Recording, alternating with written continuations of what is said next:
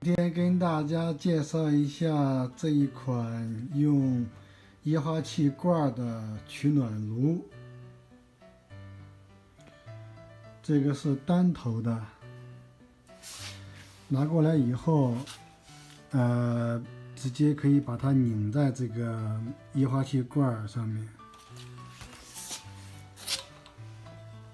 这里要拧结实了，然后把这个支架装上。这样的话，这个取暖炉的这个炉头就会更结实。缓慢的打开，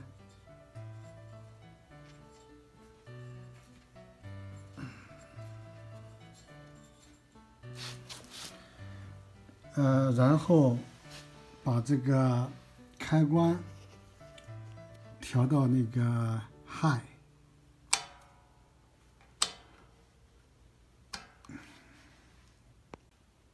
要把这个开关按下去，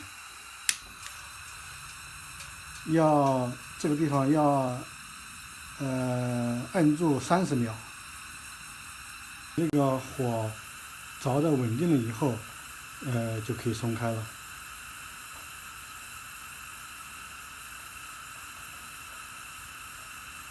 松开以后就可以调到自己想要的那个温度，比如说中或者是低都可以了。